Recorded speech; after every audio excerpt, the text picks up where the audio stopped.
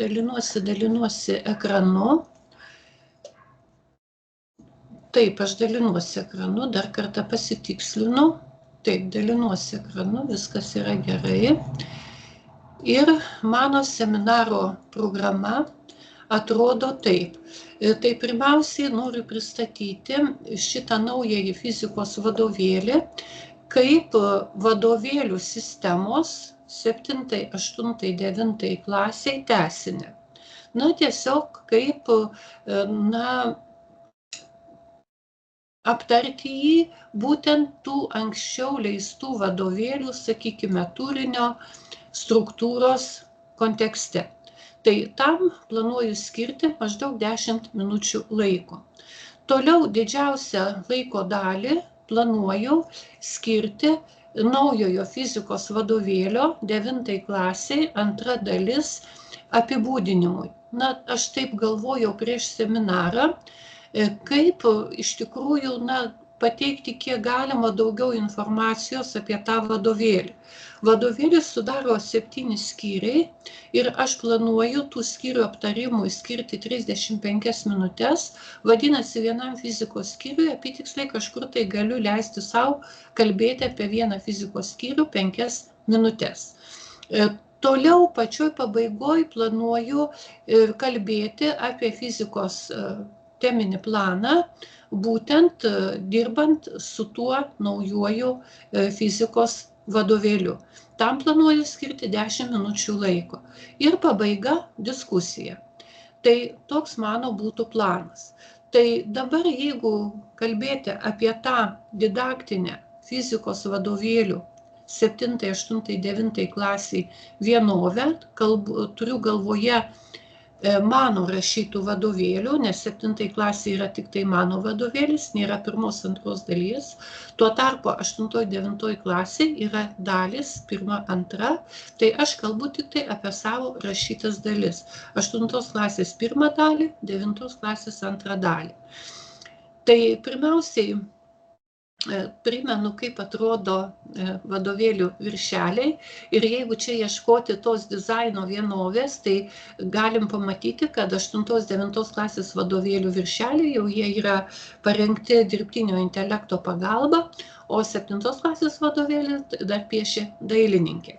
Tačiau išliko ta pati spalva, nes būtent leidykla atskiriem dalykam, istorijai, ten fizikai, chemijai, lietuvių kalbai priskyrė vienokią ir kitokią spalvą.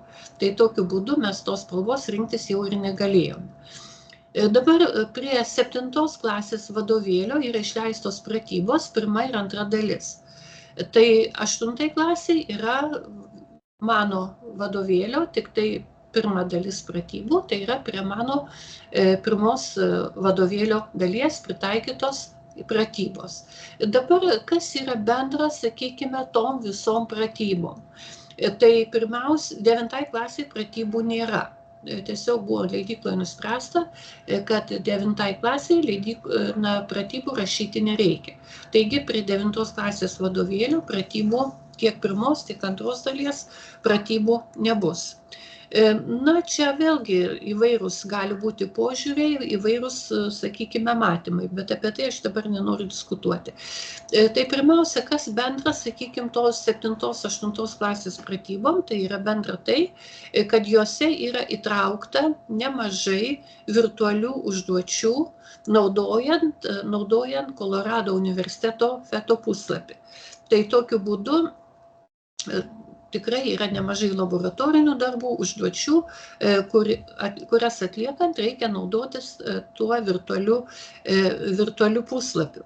Ir jeigu kalbėti apie 9 klasės vadovėlį, žinodama, kad nebus 9 klasės pratybų, aš įdėjau kelias virtualias užduotis į 9 klasės vadovėlį, į užduočių sistemą, o viena, taip pat 9 klasės vadovėlio pabaigoje yra laboratoriniai darbai, tai vieną laboratorinį darbą taip pat sukūriau aprašymą būtent naudojant tą Kolorado platformą ir būtent atliekant virtualų laboratorinį darbą. Dabar toliau, jeigu kalbėti apie tokius jau gilesnius vienijančius aspektus tą mano kūrybinį darbą, tai būtent jau ne apie dizainą, ne apie spalvas kalbant, bet apie pedagoginius, psichologinius pagrindus. Tai visus mano vadovėlius vienyje pedagogika ir psichologija, kuri teigia, kad visas mokymosi procesas yra labai paprastas. Tai yra informacijos virsmas žiniomis, gebėjimais, įgūdžiais, kompetencijomis. Taigi visa mokymų ir mokymosi esmė tai yra perėjimas nuo informacijos prie žinių, gebėjimų, įgūdžių. Tai laikydamasi šitos nuostatos, aš šitos nuostatos laikiausi, rašydama ir 9 klasės fizikos vadovėlį.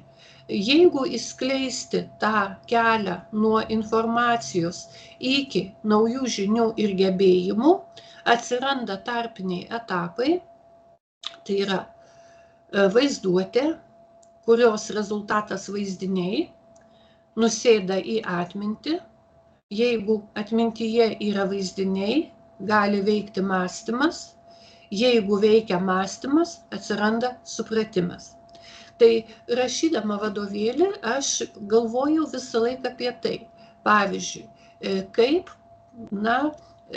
padėti vaizduotei, mokinio vaizduotei kurti naujus vaizdinius, kurie kartais būna abstraktus ir sunkiai suprantami. Toliau, kaip aktyvuoti mąstymą tiek dalyko, tiek paragrafo turinyje, tiek užduočių sistema. Ir kaip gilinti supratimą, būtent taip pat per užduočių sistemą, per paragrafų turinį. Akivaizdu, kad jeigu kalbėti apie 7-8 klasę, tai būtent mąstymui, supratimui, mąstymui aktyvuoti ir supratimui ugdyti labai padeda veikla, tai yra praktinė veikla, tai yra pratybos.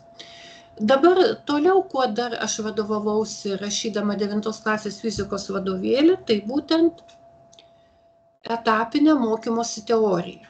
Labai dažnai mes buityje suprantam, kad mokymasis yra tarsi įvykis. Vat staiga išmokau. Nežinojau ir staiga išmokau. Įvykis išmokimas.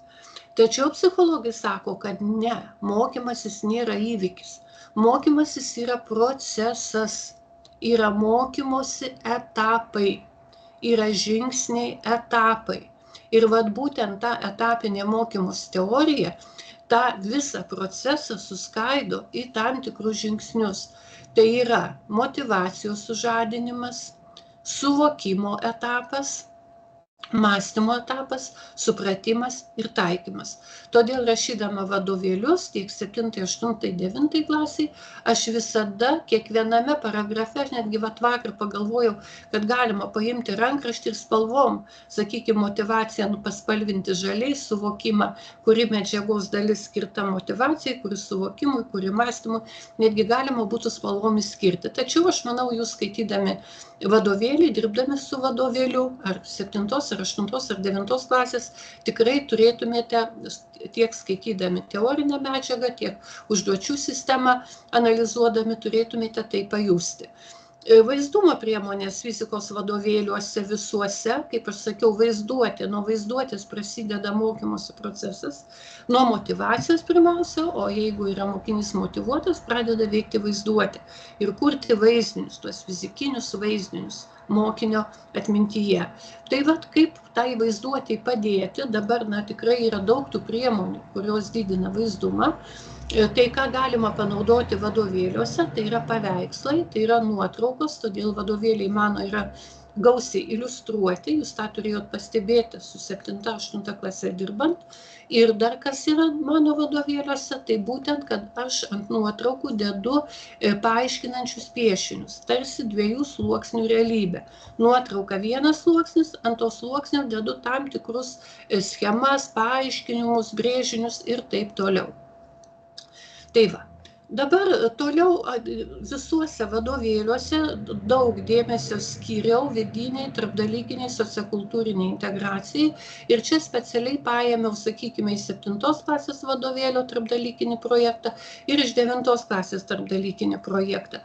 Žodžiu, kiekvienas paragrafas visų vadovėlių, kiekvienas visų vadovėlių skyrius, ar tai būtų 7, ar tai 8, ar tai 9 klasė, kiekvienas skyrius baigėsi tarpdalykiniu projektu. Tie tarpdalykiniai projektai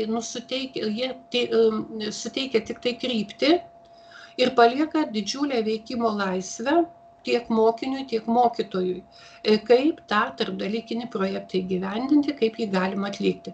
Akivaizdu, kad aš puikiai suprantu, kad neįmanoma po visų tų tarpdalykinių projektų įgyvendinti, nes paprasčiausia kartais neužtenka laiko, bet bent keletą iš jų, jeigu, sakykime, mes turim 9 klasėje 7 fizikos skyrius, tai jeigu ten bent 3 tarpdalykinius projektus per metus padarysime, tai ir tai bus, tikrai didelis privalumas, ugdant mokinių vientisą gamtamokslinį pasaulėvaizdį. Nes būtent ta integracija padeda susieti žinias į tam tikras sistemas, kaip aš sakau, padeda numegzti tam tikrus žinių voratinklius. O kada jau yra voratinklis, tada jau yra sistema ir tada lengviau yra ir prisiminti, ir pritaikyti. Taip pat yra vieninga visų vadovėlių ciklo turinio struktūra. Tas pats ir 9 klasėje būdinga skyriai, temos, poskyriai, klausimai ir užduotis, uždavinių sprendimo pavyzdžiai, savarankiškam darbui skirtos užduotis. Dabar kalbant apie uždavinių sprendimo pavyzdžius, aš noriu pasakyti, kad labai daug dabar padeda mums dirbtinis intelektas. Pavyzdžiui, ChatGPT aš visus vadovėlio uždavinius persprendžiau, naudodama dirbtinio intelekto programėlę ir paskui galėsiu net ir pasidalinti, bet gal jūs ir patys tą darot. Ir esmė yra ta, kad, pavyzdžiui, aš galvoju taip, kad mokytojui rengiantis pamokai, dabar pačiam tikrai nebėra tikslo įsispręsti visus, sakykime, ten fizikos uždavinius, kurie yra paragrafo pabaigoje.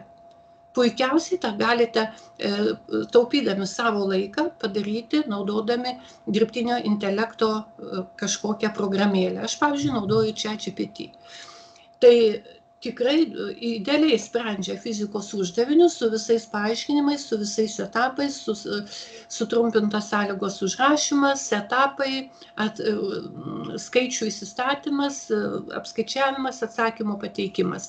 Vienintelio uždavinio nesuprato apie kilnojamąjį skrydinį, kur reikėjo apskaičiuoti kilnojamąjį skrydinio naudingumo koeficientą. Daugiau praktiškai visus uždavinius įsprendė dirbtinis intelektas teisingai. Tai dabar aš jau pereinu prie 9 klasės būtent to fizikos vadovėlio ir vis dairausi į laikrodį, tai pereinu prie antro, sakykime, mūsų seminaro klausimo, kada aš noriu šiek tiek detaliau aptarti atskirus šito fizikos vadovėlio skyrius. Dabar aš galvoju, kad taip, aš gal nesinaudosiu skaidrėmis šiuo metu, o tiesiog noriu perversti tą vadovėlį, kadangi jūs jo dar nematėte viso, jūs matėte tik tai vieno skyriaus, vieną temą berods, ir buvo įdėta į leidyklos puslapį, o tada, kada aš pristatinėjau praeito seminaro metu, tai aš sakiau tokią metaforą, kad rankraštis parašytas, bet, kaip tarsi iškeptas tortas, bet jis nepapuoštas. Ir leidyklos komanda labai ilgai ir kruopščiai dirbo nuo sausio mėnesio, būtent rengdama tą vadovėlio galutinį variantą. Tai būtent projekto vadovė Audronė Puidokienė, redaktorė Virginija Bračiulytė, iliustratorė Kamilė Jankauskaitė, kuri iliustravo ir 8 klasės vadovėlį, taip pat dizaineris, maketuotojas Tomas Avižinis. O viršelio dizainą kūrė, kadangi leidykla yra tarptautinė, tai būtent Nastasija jau jį būtent, nežinau, dabar bijau pasakyti, ar iš Slovakijos, ar iš Vokietijos, kažkur tai ta viršelio autorė, kurioje konkrečiai šaly gyvena, net nepasidomėjau. Bet tikrai žinau, kad tai yra jau mūsų leidyklos žmogus. Dabar toliau, kas labai svarbu, kad vadovėlis praėjo kalbos šitą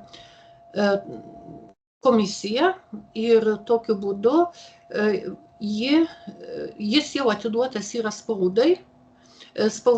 Vadovėlis spausdinamas Latvijoje, Rygoje, Rygos spaustuvėje. Dabar taip pat vadovėlį recenzavo recenzentai, tai mokytojai metodininkai Andrius Torta ir Aldona Zenevičienė bei fizikos mokslų daktaras Raimundas Žaltauskas. Labai dėkoju recenzentams už išsakytas pastabas, kurių pagalba tikrai galėjo patobulinti vadovėlį. Dabar aš neskaitysiu vadovėlio turinio, tačiau, kaip aš jau sakiau, mano tikslas yra trumpai perversti ir pakomentuoti patį, kiekvieną vadovėlio skyrių, kad susidarytumėte bendrą vaizdą, kaip tas vadovėlis atrodo. Tai kaip aš jau minėjau, jis yra parašytas pagal 9 klasės programą, kadangi prasideda naujas ciklas, tai įeina metodologiniai fizikos klausimai. Tai pačioj pradžioj tarsi toks įvadas yra fizikos mokslo samprata ir raida ir tik toliau prasideda tie 7 fizikos vadovėlio skyriai. Aš tik pavadinimus pasakau. Tai pirmiausia, tolygusis tiesiaigis judėjimas, netolygusis tiesiaigis judėjimas, tada judėjimas apskritimu kreivaigis judėjimas, sąveikos dėsniai, jėgos gamtoje. Ir toliau prasideda tokios temos, kurias, aišku, rašyčiau programą fizikos, tai tikrai dėčiau į 7 klasę. Tai yra slėgis. Tai čia kalbama apie kietųjų kūnų slėgį, atmosferos slėgį ir toliau mechaninis darbas gale energija. Ir būtent į šitą skyrių yra integruoti ir statikos elementai, kadangi reikia pagal programą mokyti mokinius apskaičiuoti įvairių paprastųjų mechanizmų naudingumo koeficientus. Tai susisieja su tema energija, darbas, galia. Taip pat vadovėlio pabaigoje yra priedai, matavimo paklaidos ir jų apskaičiavimas, tai yra teorija trumpa. Ir toliau, kaip aš jau minėjau, 5 laboratorinių darbų aprašymai. 4 yra tradiciniai, 5 yra virtualus laboratorinis darbas.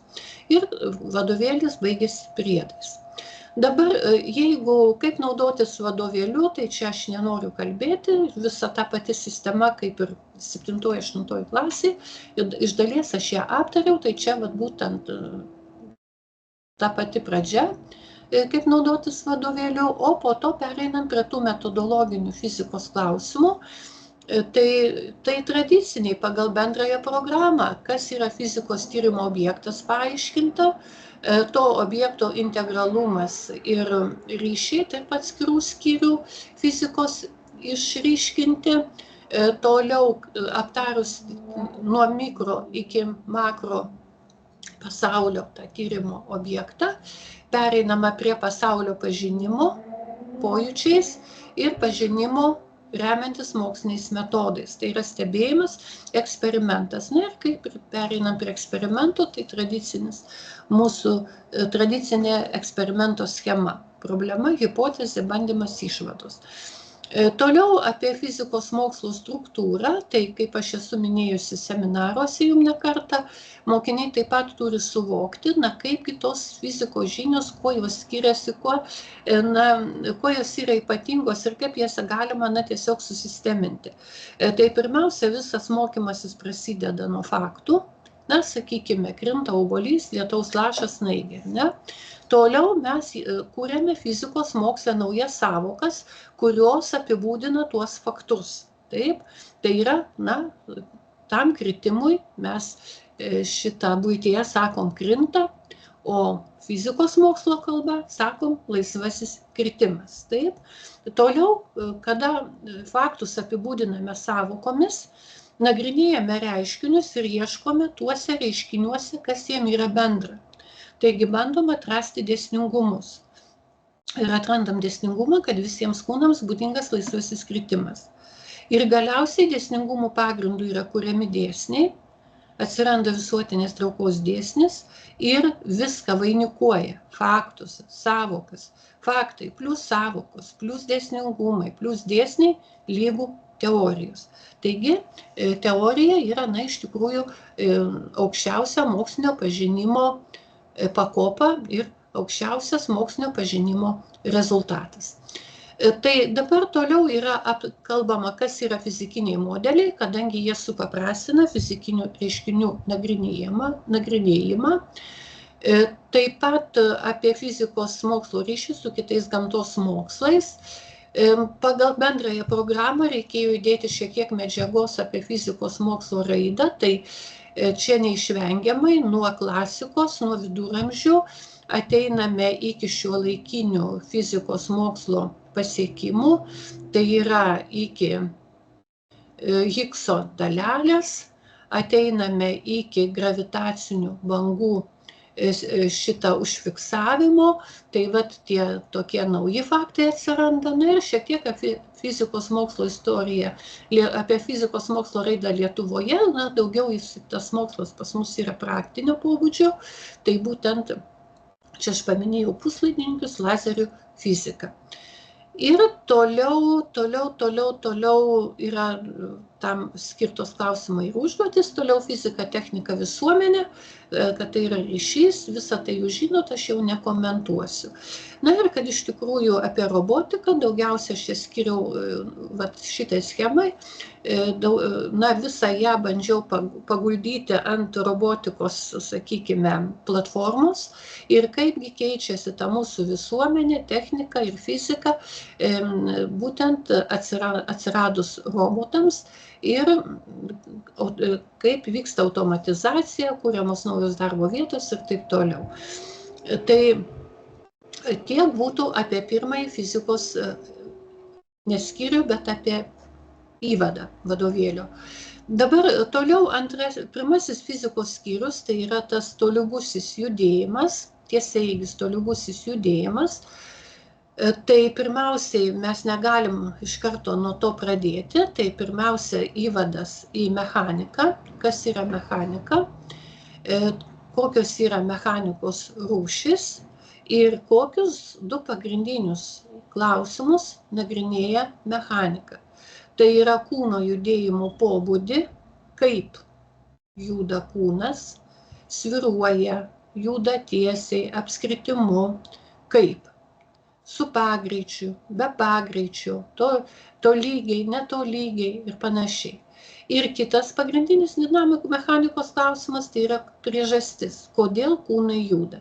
Taigi du pagrindiniai klausimai. Visas mechanikos vadovėlis siekia atsakyti į du klausimus, kaip ir kodėl. Kaip juda ir kodėl juda.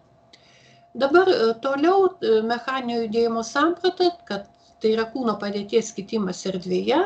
Sakykime, kada motociklas stovi, padėtis nesikeičia erdvėje, čia padėtis keičiasi erdvėje. Ir tada, kada nagrinėjam padėties kitimą erdvėje, iškyla klausimas, o kaip nustatyti, pagal kurį ar priekinį ratą, ar paskutinį motociklo ratą nustatyti kūno padėtį, judančio kūno padėtį, ar nejudančio kūno padėtį. Vėl mes tada įvedame šitą supaprastinimą, naują sąvoką, materialusis taškas ir kitas sąvokas lenkamasis judėjimas. Taigi, čia ant nuotraukos keli taškai, čia parašyta, kad galim laisvai pasirinkti kažkokį tašką, ir tokiu būdu nagrinėti to taško judėjimą, nebūtinai viso automobilio judėjimą, jeigu judėjimas yra slenkamasis. Toliau trajektorija, pėdos smėlyje, taip. Čia daugiau nenoriu šitą diskutuoti, tokie gyvenimiški pavyzdžiai, kad, sakykime, kelio ženklai, kaip kelio ženkluose galime įžiūrėti poslinkį, ir kaip galime matyti nueitą kelią važiuodami apylanką. Taigi toliau daugiau ten tokių iliustracijų, kas yra nueitas kelias drugelio ir kas yra poslinkis nuo vieno žiedo prie kito žiedo ir panašiai. Toliau yra įvedama vektoriaus sąvoka, tačiau aš tą rašydama žinojau, kad matematikai taip pat tą vektoriaus sąvoką nagrinėja. Ir aš daugiau, praktiškai stengiausi nepateikti tos medžiagos kaip visiškai naujos. Tačiau sugalvojau tokią metaforą, nes mokiniai labai dažnai nesupranta, kas tie vektoriniai dydžiai. Tai laikas skaliarinis dydis, aš turiu tik skaitinę vertę. Skaitinė vertė modulis 5 sekundės, ar ne? O čia aš turiu skaitinę vertę ir kryptį. Greitis vektorinis dydis, tačiau jis turi ir skaitinę vertę 5 metrai per sekundę ir kryptį. Čia toks sumąstymas, nežinau, kiek jis naudingas. Toliau šito nekomentuosiu, galbūt vektoriaus projekcija, kad kaip galime žiūrėti kaip į šešėlį ir tradiciniai dalykai su šita vektoriais. Toliau atskaitos sistema kūno padėties nustatymas. Tai čia pirmiausia paaiškinu, kas yra atskaitos kūnas, kad gali būti bet koks objektas, taip, ir toliau kaip tą 2 sluoksnių realybė.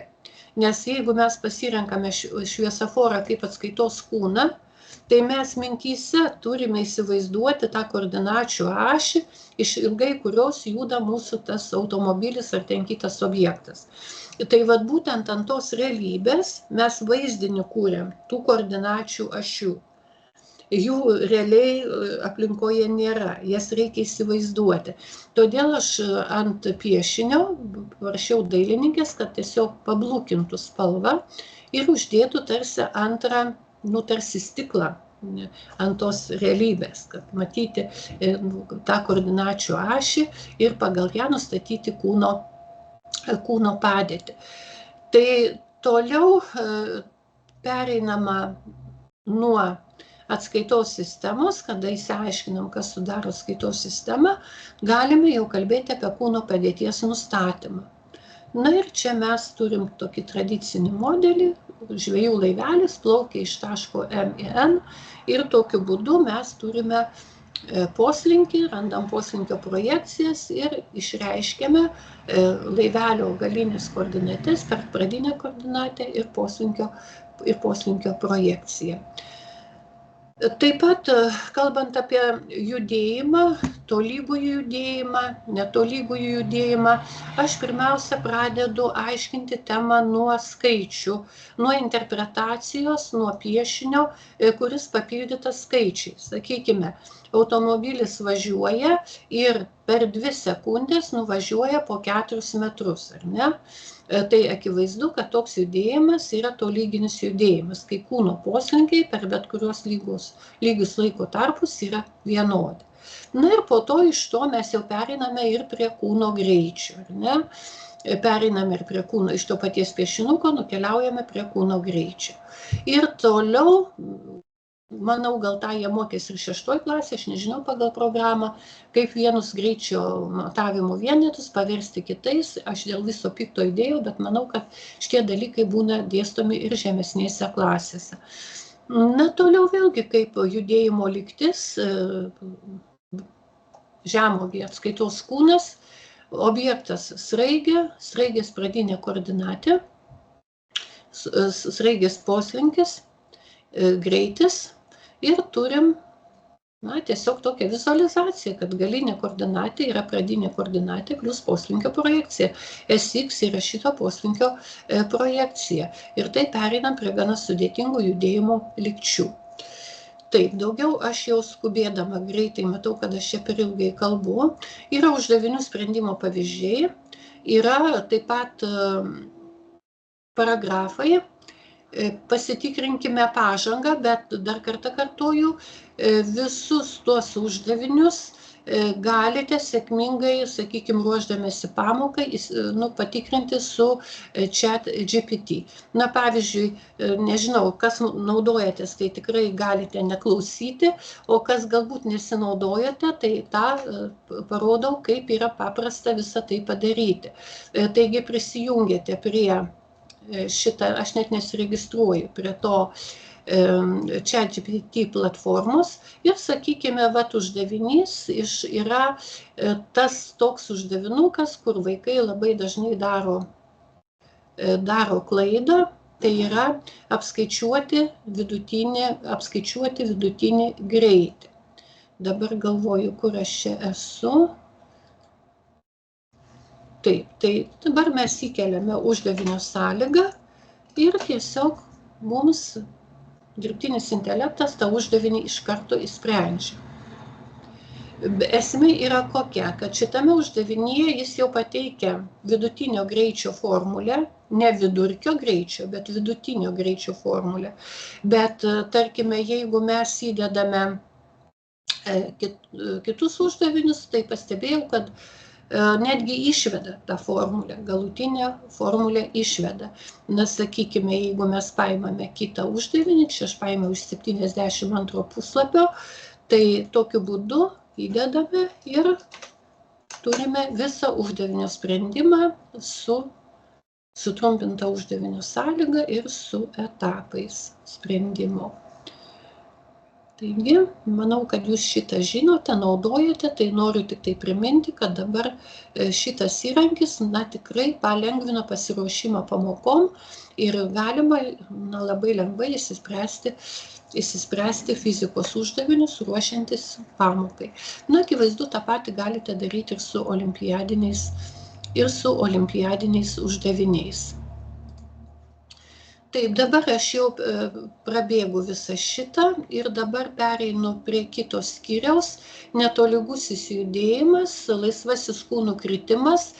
Šitą skyrių aš nekomentuosiu, nes, sakykime, labai daug tokių, sakykime, bendrų dalykų, kaip samprata netolygiojo judėjimo, netolygiai judančio kūno greičio apskaičiavimas. Ta metodika labai panaši, kurią aš pristačiau, kalbėdama apie tolygųjį judėjimą. Kad pirmiausia, įmame piešinį, tame piešinyje yra skaičiai, laikas, atstumai ir tada pagal tokius piešinius bandome suvokti dėsningumus tolygiojo, netolygiojo judėjimo. Tai identiškai ir aš jau, kaip minėjau, šito nenoriu komentuoti. Dabar toliau pereinu prie trečiojo skyriaus. Tai būtent čia dar matom antrąjį skyrių, tolygiai greitėjantis, tolygiai lėtėjantis judėjimas, greičio ir pagreičio kryptis, kaip tai realiai atrodo gyvenime. Žodžiu, toliau vėl mokome spręsti uždavinius ir pereiti noriu prie trečio skyriaus, tai šitą prašoku. Vėl uždavinių sprendimo pavyzdžiai. Laisvasis kūnų kritimas, kaip atskira netolygiai judančio kūno, kaip atskiras netolygiai judančio kūno atvejis. Ir dabar bandau taip jau greitai praversti.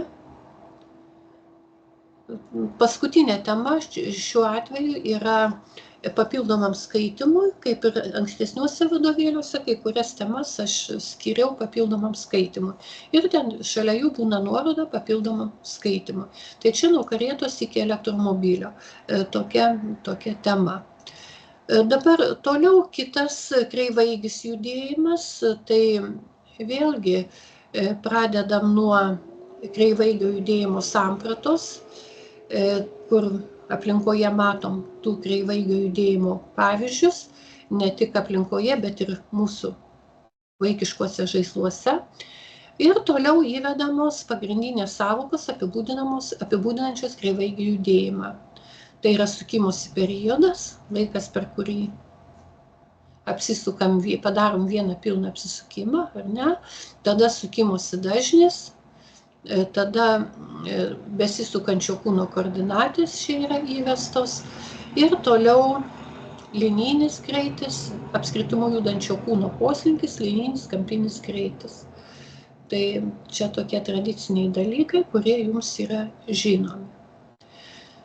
Dabar toliau, jeigu pereisime prie uždavinių sprendimo pavyzdžių, tai kaip aš jau minėjau, jie yra prie kiekvienos sudėtingesnės temos, tai atitinkamai ir čia prie kreivaigio judėjimo yra. Dabar paskutinis uždavinys trečiajame skyriuje, kreivaigis judėjimas Saulės sistemoje, nėra papildomam skaitimui, yra programinis uždavinys. Tai yra programos klausimas ir jį reikia išnagrinėti, nes čia yra Keplerio dėsniai. Tai, kad išsiaiškinti Keplerio dėsnius, reikia prisiminti, kas yra elipsė, kokios sąvokos apibūdina elipsę ir tada galime pereiti prie pirmojo Keplerio dėsnio, antrojo Keplerio dėsnio, trečiojo Keplerio dėsnio. Toliau ketvirtasis skyrius pas mus yra sąveikos jėgos, va čia du šuniukai tempia virvę, sąveikos dėsniai, tai pirmasis Niutono dėsnis, norint prie jo pereiti, suprasti jo esmę, reikia aptarti inercijos reiškinio atvejį, kas yra inercija, kas yra inercinės, neinercinės atskaitos sistemos, kaip kūno masė yra susijusi su kūno inertiškumu. Na, čia kūnų sąveikos pavyzdžiai, iš pradžių tokie, sakykime, gyvenimiški. Turime du vaikus, laiveliai, atsistumia vienas nuo kito, na ir atitinkamai apie jų pagreičius įgytus, kad sąveikos metu pagreičiai įgyjami visada yra priešingų krypčių. Ir, sakykime, valtis iššokant berniukai įgyja pagreitį vieną kryptimį, o berniukas įgyja pagreitį kitą kryptimį. Toliau pereinam prie laboratorinių tų dalykų, kuriuos jūs irgi puikiai žinote, ir galiausiai randame tą labai svarbų dėsningumą, kad sąveikaujančių kūnų pagreičių modulių santykis atvirkščiai proporcingas masių santykiui. Taip, toliau pereiname, norint pereiti prie antro Niutono dėsnio, reikia išsiaiškinti, kas yra jėga, kaip jėgos matuojamos, todėl 4.3 tema yra jėga, jėgos matavimas. Kad vieno kūno poveikis kitam yra jėga, na, sakykime, stūmėm vežimėlį, poveikis, savo fizikai sako jėga. Ne? Toliau, kad jėga yra vektorinis dydis, kaip ją teisingai pavaizduoti, kad tas veiklos veikimo taškas, maždaug kokio ilgio vektorius turi būti, kad atitiktų, sakykime, na, jeigu stipresnė jėga, tai didesnis vektoriaus ilgis, mažesnė jėga, mažesnis ir taip toliau. Toliau kokie prietaisai matuoja jėgą, tai yra dinamometrai, kad jie gali būti labai įvairūs. Na ir po to, kai išsiaiškinam, kas yra jėga, jėgos matavimas, tada pradedam galvoti apie tai, o kas atsitinka, kai veikia ne viena, o kelios jėgos. Ir jeigu tai yra jėga vektorinis dydis, čia mes tą akcentuojame, tada jau galime pereiti prie veiksmų su jėgomis, veiksmai su jėgų vektoriais. Ir dabar aš šitą temą, veiksmus su jėgų vektoriais, bandžiau taip pat iliustruoti kiek galima daugiau gyvenimiškais pavyzdžiais. Pavyzdžiui, du arkliai traukia vežimą, jėgos F1, F2, ar ne? Ir kaip rasti tą atstojamąją jėgą. Arba tą pasakėčią apie lydeką, vėžį ir vežimą. Na, sakykime, jeigu čia jėgos veikia vieną kryptimį, kaip randama atstojamoji jėga, čia kaip jėgos veikia priešingom kryptim, kaip randama atstojamoji jėga. Taigi situacija, pasakos interpretacija ir abstraktus modelis, nuo suvokimo pereinant prie mąstymo, kaipgi atrodo ta jėgų atstojamoji, kai jėgos veikia priešingom kryptimis. Ir galiausiai sudėtis pagal trikampio taisyklę, vėl ta pati pasaka, tas pats fragmentas, tik tai pakeičiam veikėjus, Gulbė ir Lydeka, ir tada jau vektorius sudedam pagal kitą taisyklę, pagal trikampio taisyklę. Ir po to paaiškinam daugiakampio taisyklę, lygiagretainio taisyklę. Ir kai visą tai išsiaiškinam, kad veiksmus, pirmiausia, kas yra jėga, kad tai yra vektorinis dydis, toliau veiksmai su jėgomis, tada jau galim pereiti prie antro Niutono dėsnio. Nes paprastai kūną veikia ne viena jėga, o kelios jėgos. Dėl to aš ir įdėjau prieš tai tą paragrafą, integravau į šitą skyrių būtent tuos veiksmus su įvairiomis jėgomis. Ir toliau, čia aš vėlgi bandau prašokti šitą, nes matau, kad laikas tikrai mane spaudžia. Uždavinių sprendimo pavyzdžiai. Trečiasis Niutono dėsnis, veiksmas lygus atoveiksmiui, vėlgi nekomentuoju. Rogučių judėjimo fizika, čia vėlgi svarbu, kad tą trečią Niutono dėsnį mes turim taikyti 2 kartus. Taip, tarp berniuko ir rogučių, ir tarp berniuko ir žemės. Taip, irgi nekomentuoju. Čia yra toks apibendrinimas Niutono dėsnių visų jau skyriaus pabaigoje. Pirmasis Niutono dėsnis, kaip pasireiškia, antrasis, trečiasis Niutono dėsnis. Tada potvyniai atoslūgiai yra papildomam skaitimui, nes šita tema neprivaloma. Sekantis skyrius yra jėgos gamtoje, tai yra 5 skyrius, tų jėgų aplinkoje mes galim rasti labai įvairių. Ir tada tradiciškai pradedu nuo tamprumo jėgos. Toliau aptarus tamprumo jėgą, pereinu prie visuotinės traukos jėgos. Istorija čia trumpai paminėta, visuotinės traukos dėsnis ateina, sunkio jėga. Ir čia atsiranda kūno masės centras. Ta tema, aiškinant sunkio jėgą, įvedu kūno masės centro sąvoką, nes norint pavaizduoti, sakykime, sunkio jėgą, reikia vaizduoti iš kūno masės centro. Ir toliau vėlgi bandau praversti tai, kas kūno svoris nesvarumas.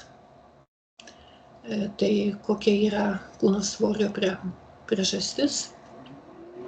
Veikiamas sunkio jėgos, kūnas veikia atramą arba pakabą. Šiuo atveju atrama tai yra smėlis, atrama kėdė, pakaba lempa. Ir taip toliau nesvarumas. Ir akcentuoju tai, kad būtent nesvarumo būsenoje esantį kūną veikia sunkio jėga. Taip, dabar kas šitą uždarom. Šitą aš tiesiog įdėjau į rožinį foną apie kūno svoris, kai atrama ar pakaba juda su pagreičiu. Aš skaičiau daug kartų bendrąją programą ir aš taip ir nesupratau, ką turėjo autoriai galvoj. Ar tai įtraukti ar neįtraukti tą bendrąją programą. Todėl aš palikau šitą mokytojams spręsti. Tai yra įdedu į rožinį foną ir jau patys mokytojai tegul sprendžia, kaip su šita tema pasielgti. Jina yra sunki. Tačiau tikrai, sakykime, ypač kurie mokiniai domisi fizika ir nori dalyvauti, sakykime, olimpiadose, manau, kad gali šitų žinių prisireikti. Trinties jėga tradiciškai ir toliau bėgu, noriu rimties trinties jėga, vėl taip pat ta pati situacija, rožinis fonas, nežinojau, ką su šita tema daryti.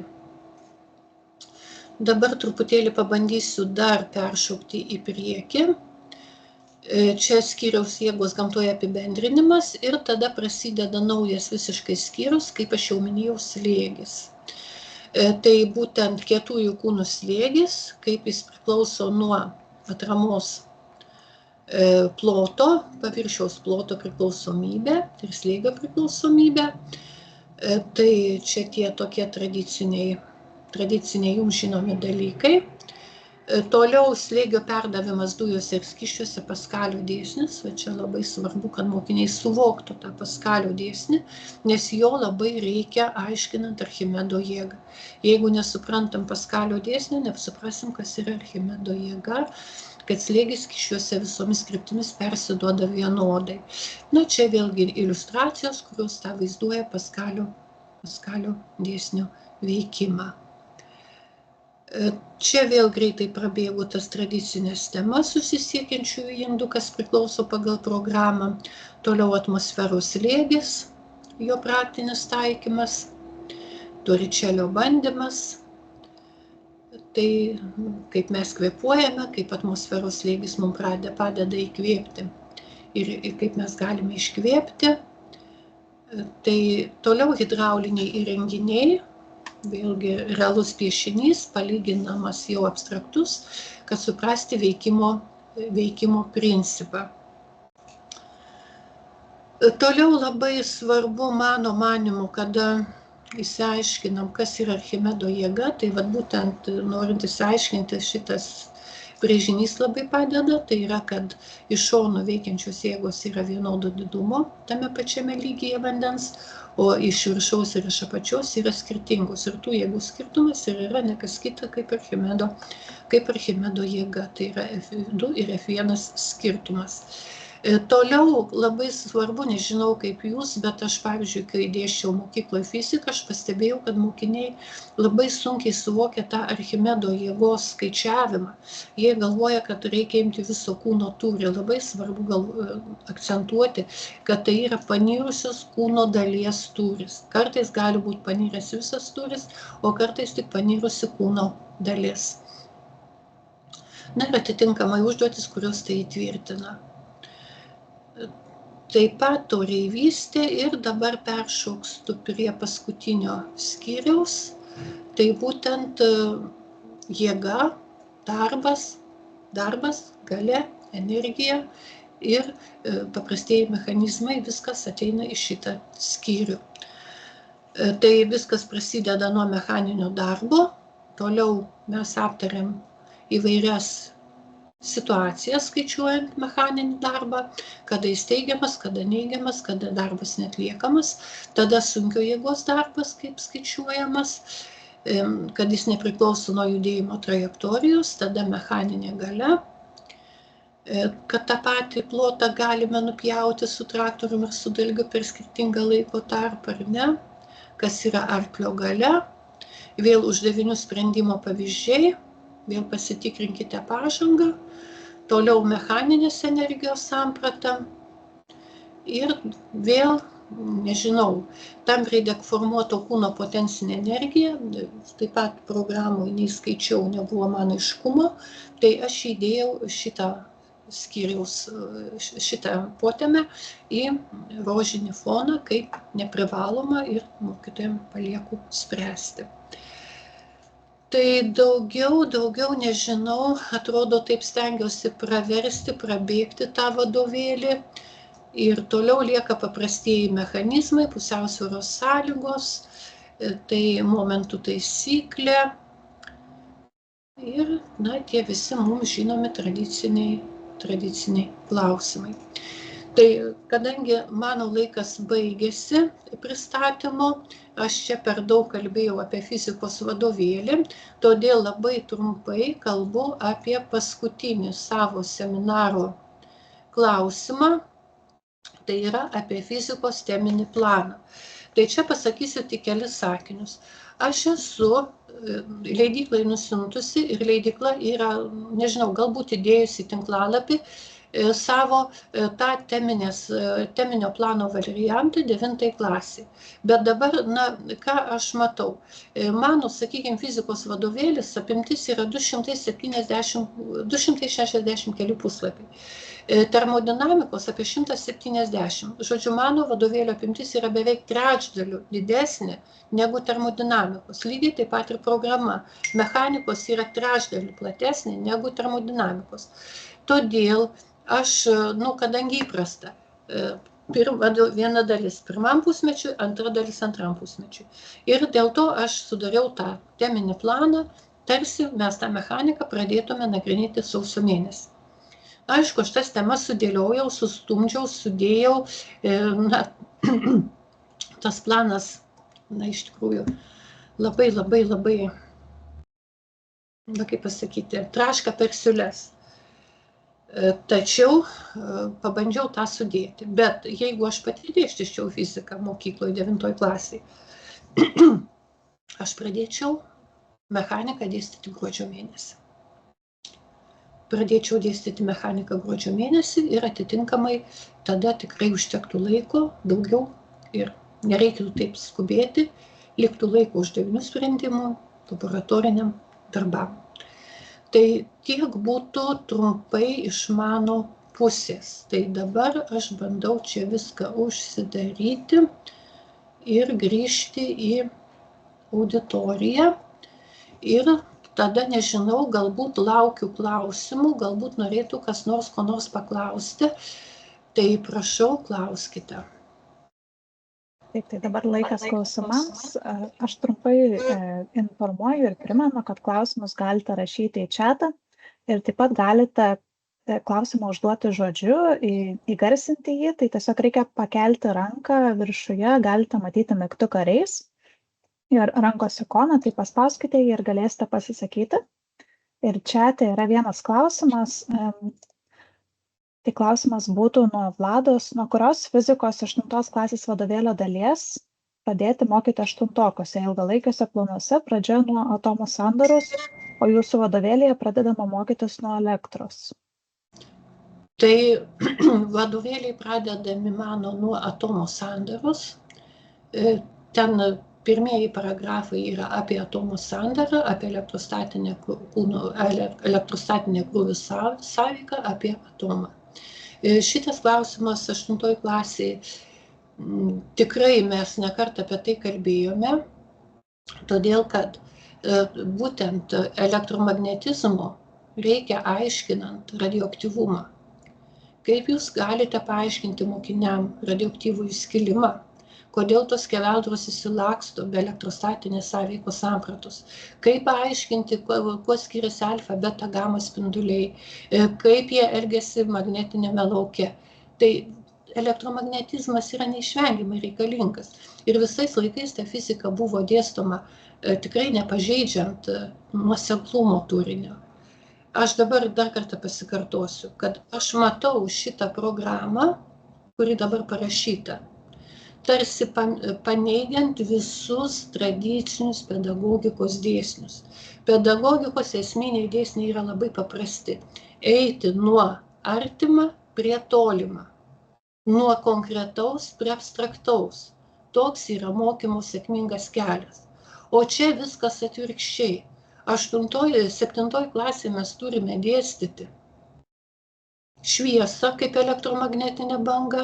8 klasėje visus šviesos reiškinius, 8 klasėje pradedam kalbėti apie elektromagnetizmą, 7 klasėje turim paaiškinti, kas yra garsas, taip, o kaip garsą paaiškinti be atmosferos slėgio, o 9 klasėje pabaigoje yra atmosferos slėgis. Žodžiu, viskas taip sujaukta, aš nekartą minėjau tą ir dar kartą pasikartoju. Aš nežinau, ką galvojo programų autoriai, darydami tokią programą. Lygiai tas pats yra su 9 klase. Iš tikrųjų, kaip mes galime paaiškinti šiluminį judėjimą, tą mikropasaulio judėjimą, nesuprasdami makropasaulyje energijos sampratos. Kas yra energija, kas yra kinetinė energija, kas yra potencinė, traukinio, lėktuvo, dviračių. O kada įlendam šiluminių reiškinių fiziką, mes turime būtent tas visas energijas pritaikyti tiem įsivaizduojam mikroobjektam, dalelėm, molekulių judėjimui ir taip toliau. Tai, sunku suvokti, bet, taip yra. Kokių dar turit klausimų? Klausimas dėl ilgalaikio plano, tai yra mūsų leidyklos svetainėje yra įkelti ir Prie 9 klasės fizikos vadovėlio 2 dalies planas yra įkeltas, įdėjau į chatą nuorodą, tai galite pasispausti ir jį rasite. Taip pat ir prie 7 ir 8 klasės vadovėlių yra ilgalaikiai planai. Taip, gal dar kas norėtų žodžiu paklausti?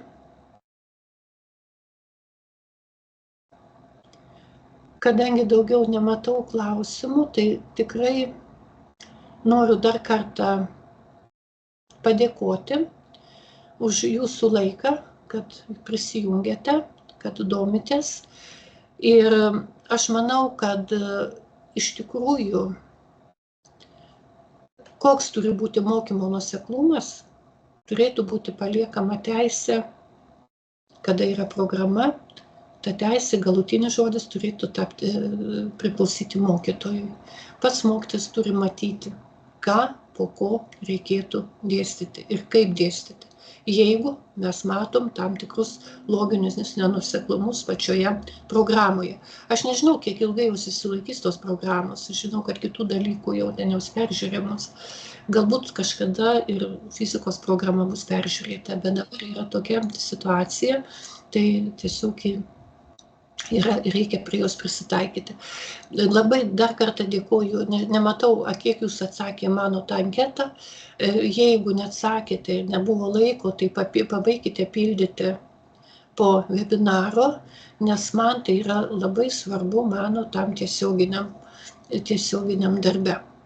Tai ačiū visiems, linkiu gerų mokinių, sėkmingų mokslo metų ir svarbiausia, sveikų ir laimingų mokslo metų. Tai ačiū už dalyvavimą ir manau, kad jeigu ką, rašykite į mano paštą ir pasistengsiu visus jūsų klausimus atsakyti. Ačiū Jums. Dėkojame visiems susirinkusiems. Nuo leidyklos dėkojame autoriai už tokį išsamų ir įdomų pristatymą. Tai taip pat linkime Jums sėkmingos mokslo metų pradžios. Viso geriausio.